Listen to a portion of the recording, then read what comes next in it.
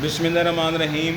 जैसा कि आप सबको पता है, मौलाना फजल रहमान ने एक इंतहाई गिरी हुई हरकत करते हुए जो शुहदा अफवाज पाकिस्तान के हवाले से एक बयान दिया, सबसे पहले उसकी मज़म्मत करते हैं और इंतहाई नाज़ेबा हरकत थी जो मौलाना ने की।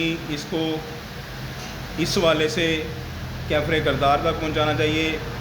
और दूसरी बात इस वाले से कि उसके रहनुमाओं ने, JUI के रहनुमाओं ने जो हड़ताल एहतजाज की कॉल दी और कहा कि हम GHQ की तरफ जाएंगे, GHQ की तरफ मार्च करेंगे और GHQ का घिराव करेंगे, ये वही जो 9 मई के किरदार थे।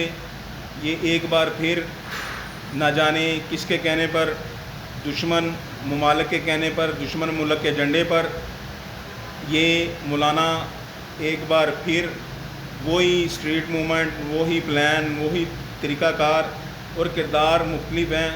पहले एक सियासी जत्था था, अभी एक मजहबी जत्था है और किरदार मुख्तलिफ हैं, प्लान एक है और एक ही तरीक़ेकार से जो GHQ पर हमला, GHQ पर अदारों पर, हमारी कौमी सलामती के इदारों पर हमला करना चाह रहे हैं, ये कतई नहीं होगा। इसकी मैं हाफ़िज़ सैयद आसिम मुनीर साहब से जो सलारे उम्मत हैं, उम्मत के लीडर से अपील करता हूँ कि इस मजहबी जत्थे को कैफ़े किरदार तक पहुँचाया जाए। किसी भी तरीके से, किसी भी सिलसिले में इसकी जमात को, जो जमायत उलमाए इस्लाम के नाम से और आजकल जो जमीयत उलमाए इंतशार के नाम पे चल रही है, इसको बैन किया जाए, इसको कालादम करार दिया जाए और इसके तमाम रहनुमाओं को, तमाम किरदारों को और इसके पीछे जो एजेंडा है उसको बेनकाब किया जाए। हमें बताया जाए, इनको पकड़ कर हमें बताया जाए कि ये किसके कहने पर ये काम कर रहे हैं।